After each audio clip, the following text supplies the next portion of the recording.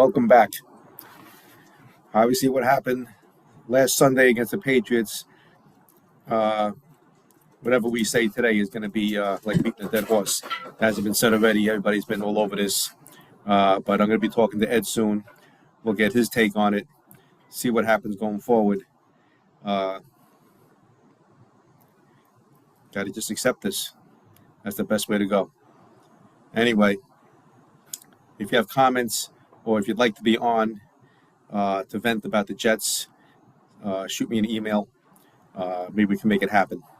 Otherwise, stay tuned. Thanks for watching. Like, subscribe. Oh, yeah. No, seemingly you're all New England Patriot versus Jets games there. I think those game balls. Hell yeah. And on that. Yeah, there. Yeah, the one behind me is, I think that was our 21st straight win. So, yeah, well, I had a few Jet balls up there on the shelf, so thought this would be a good time to pull them out. Yeah, right. You know, tough day for the Jets. Used up all their timeouts in the first quarter. Missed PAT. The scrambles, you know, May ran for more than he threw for.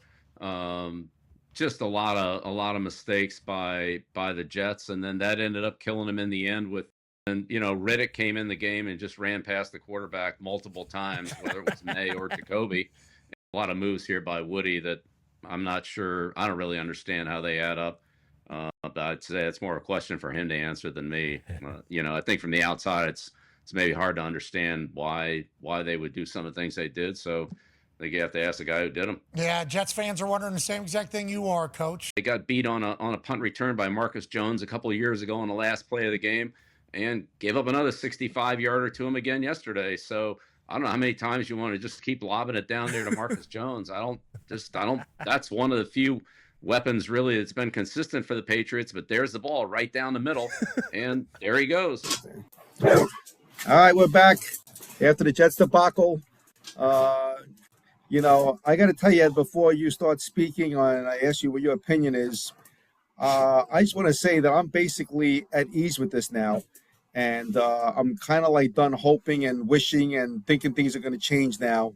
The only thing that's left now with being a Jet fan is, and I think this will probably happen if we're unfortunate enough, is that they're going to keep us on the ropes and win a few games and give us hopes. But I would rather this just be over as quickly as possible. But I'll give you the floor now. What do you think?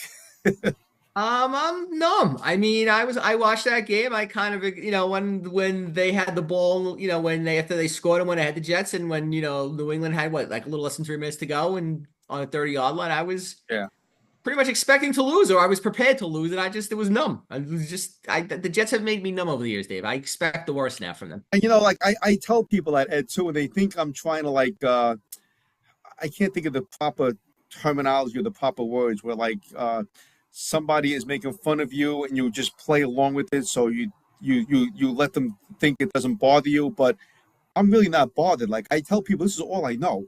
Like I don't know anything different. I told you, over the years they've made me numb. I used to, when I was younger, I would get so mad when the Jets lost the game, close game. I would have been furious. It would have bothered me for days. Now I'm just nothing. Now I just I expect it and I'm numb. I've actually, I mean, I don't know about you, but I actually turn it around and like look at it like I'm watching a comedy and just laugh. It's like like batted wives, Dave. That's what I like with the Jets. Yeah, you know, it's like, yeah. I mean, now, Ed, I try to look this up on Google. I didn't come up with any stats. Maybe somebody else can help me out with this, but I don't ever remember in my lifetime, not this be something I kept track of anyway, a team using 3 timeouts in the first quarter. I was taking some notes in the game, and and this is the point about that. Is Rodgers just so slow and methodical that he looks over everything and he has to have everything perfect for himself? Or is it just the plays are coming in late? Is it the line isn't lining up? Why is it the fact that every snap it's down to like you see that red, the 0? Why? I was watching that, and you know what? I have a theory about that. Rodgers thinks he's playing with the Green Bay Packers still, and he's been playing with this team for 10 years, and that's not the case. So he thinks that's going to translate into starting off as a Jets with his first year, and everybody's going to know what he's assuming. There's got to be something else, though. I mean, you understand that, but it's still, when you go up to the line, the play's called, you have it. Is it coming in late? Is he disagreeing? What is it? There's got to be something. I'd love to find out what's the reason that they burn all these timeouts or even get delayed games if they don't burn any timeouts. So like I'm watching the game on DVR because I was away in upstate, and then I came back and I watched it, and knowing what I knew, I mean I'm watching like you saw every play. It's down to like less than a second before he snaps the ball. Because he's moving people around, he's trying to read the defense, he's doing all this crazy fancy stuff, and now I think he realized that kind of has to stop because how do you take a delay game on a 2-point conversion attempt? Right. I know it's. Hey, listen, the word I used a number of times this week, Dave, talking to people and just texting and putting Facebook posts it's mind-boggling. Mm-hmm. And we lost, as the line I said, we lost. As I said, I texted to you, Dave. We just lost to a backup quarterback of a 1-6 team. Listen, I mean, this is what's supposed to be expected. Even last year, I'm still guilty of it, I guess, as any fan would be. We're constantly trying to like hope that things are going to change and things are going to get better. They're going to learn from the week before. The problem is even during the game, they don't make any changes or make any adjustments. It just keeps continuing. We mentioned that last week. There's very little in-game adjustments. Now, did you hear today that Zerline is actually injured? I did hear that. I heard that he was actually my son told me that. He said he's on injury reserve and they were auditioning kickers. Now, is he in fact hurt or is he just I know with the Jet syndrome and he's bad now? Because he was a great kicker. I mean, it was amazing how he, missed extra points and I don't know. I'll tell you this. One thing we know that's factual and nobody really digs into this is, the NFL could really be full of shit a lot of times because it's a fact that Zach Wilson was not injured last year. So what happens is he knows he's going to be traded. He refuses to play. They talk him into it. He takes a hard hit, and all of a sudden he has a concussion, and he's done for the season. Remember that? Yeah, but I think that they wanted to sit him as well too. I mean, I don't think it was, I think it wasn't just him, but Zerline, it's different. Kickers, kickers were, NFL's not loyal to kickers aren't that good. They cut them all the time and bring in people. There's no shortage of kickers around. So, I mean, what I saw in the game also is so the missed field goals were, but it's safe to assume Zerline was hurt. Maybe that's an excuse because he did uncharacteristically missed quite a few field goals. I took a couple of notes here. So 3 timeouts in the first quarter, plus a delay of game. Even with the timeouts, they still had a delay of game. That's a disaster to start off a game with. And then we have the team looking actually worse than ever. I mean, right? I mean, totally confused, discombobulated. Then we have the announcers noticing that all the Jet defenders are rushing to the right, and then the quarterback for the Patriots sees an open lane to the left, or vice versa, and takes advantage of it. I mean, the announcers are seeing this, and that happens twice. The coaches don't see this. I mean, it's crazy. There was a play on 3rd and 4 in the third quarter where Aaron Rodgers throws the ball away, and Breece Hall was wide open. I made a note watching the game. So there are things that it's nuts what's going on here. Even like, Sauce the final drive, the 3rd and 10, he gave a 34-yard pass. He got burned on that. Bad. I mean, they had a big 39 conversion on that drive, the last drive. They had a big, what do you call it, 12-yard drive, 70-yard drive to end the game. This is something that's unprecedented, and us being at the lowest part of the totem pole as being just this YouTube is here with less than 200 subscribers, just being Jet fans. Every single professional athlete and sports announcer who has commented on the Jet situation sees it like we see it and every other Jet fan sees it. Nobody has answers for this. It's totally baffling. It's totally confusing. The only answer is it's the Jets. Yeah. Now, there's a couple of scenarios that could play out here, and a lot of scenarios that could play out here. I just want to say that if Rodgers was to get hurt, or if the Jets season, if they're officially out of the playoffs and somebody has the balls to bench Rodgers and put in Tyrod Taylor, I bet they start scoring 30, 40 points a game. They're not going They're not going to bench Rodgers. You're in for penny and for pound at this point. There's no way Right. he's getting benched out there. I But would be shocked unless he gets hurt. Yeah, this could be a deja vu to the Brett Favre days where he was playing Brett Favre injured. started off strong. Was that?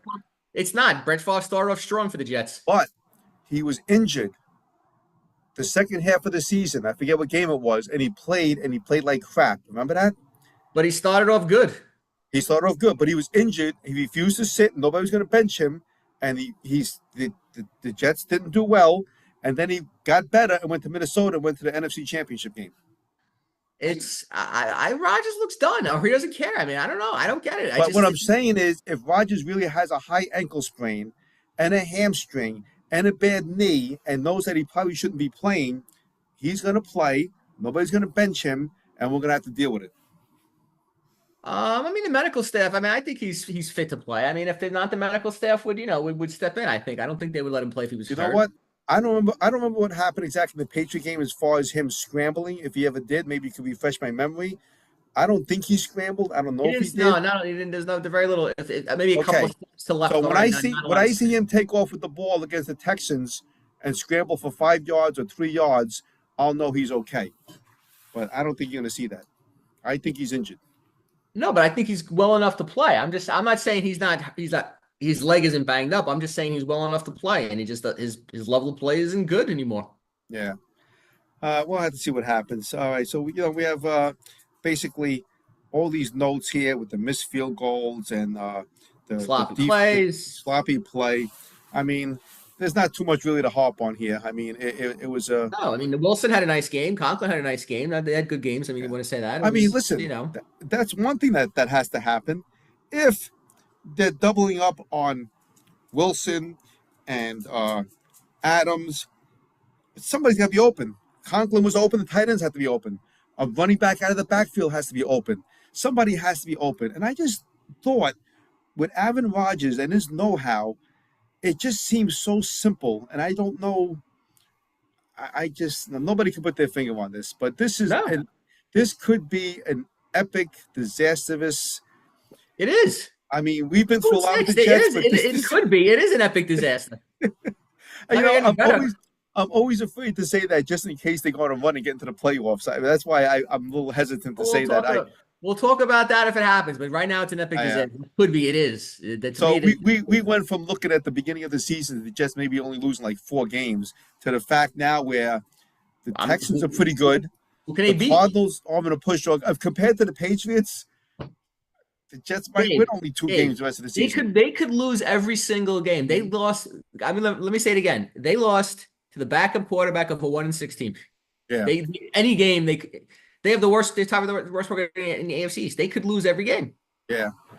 And like I said, listen, a win is a win. If they would have won the game, if they would have hit their field goals, it was still bizarre and really quite discouraging to see the Jets just be all out of sorts and confused and calling timeouts. I think I even texted you at one point. It's on both sides of the ball. The defense doesn't step up. I need to step up. How do you not stop this 1-6 team on a final drive when you touchdown? Well, that's how does Sauce get burned like that? It really boils down to the fact that they were up by, whatever points it was. The Patriots needed to score a touchdown. So we all have to feel comfortable, including the coaching staff, saying, hey, all we got to do is not let them get a touchdown. So, it's as simple as that. And it didn't happen. They couldn't do it. The defense couldn't step up. Yeah. Defense couldn't save them. All 3 phases of the game. And you know what? If they just would have pulled it off as a win, it would have been okay. They got the win. But like we said last week, they're not even close to looking like a team that could win football games. They had a couple of decent punt returns, right? A couple of kick returns, but Zarline was really, special teams wasn't that bad, right? I mean, they had a couple of decent returns. Do you think that? I mean, I'm a big preseason fan. I'm probably the only person that talks about preseason and is really a big advocate of preseason football. Yeah, I don't like the preseason one, so I don't think the team's giving them enough. So my theory has always been it was, but not anymore. Yeah, my theory has always been, and I haven't been proven wrong yet, even in preseason, and I'm going to say this, and you can look up whatever you want to look up. Even in preseason, the Jets have never dominated, whether it's first string against the fourth string. Do you think that if Aaron Rodgers played in preseason, maybe 1 game or 2 games or a couple of series, you think he would have been like, oh shit, we're not as good as we look in practice. Don't you think that would have happened? No, I don't honestly. That's to me that's too much speculation. I'm not sure if that would have happened. All I right, mean, you know what, Ed? I tell you one thing right now, and I might never see this for my lifetime, but if I ever see a Jet preseason game where the starters went up and down the field against a first string defense or the fourth string defense, I would be excited to see that. I have never ever seen that. I remember Sanchez in preseason threw a pick six. The season started, Sanchez sucked. Preseason to me means something because I have not seen the Jets dominate in preseason and regular season. Apparently, in all right, training, Dave, I specifically remember this. In 1992, the New York Jets were 5-0 in the preseason. You know what their regular season record was that year? right? 4-12. All right, that's fine, but So I don't give preseason much. I would have to go back and check the stats of those preseason games and was it the starters? I look at the starters. I want to see the Jets starting team in preseason, whether the last game, whatever it is, or quarter.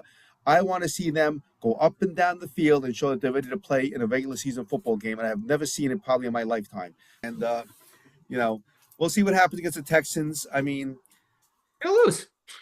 they're going to lose probably. And, They can't turn that around in 3 days. yeah. And now we're at the point, I can't even say if it's a good loss, doesn't matter at this point. Like, I can't, whatever, because now now we're putting nails in the coffin. 6 losses, 7, 8. We're going to get to that point now where the season's going to be over.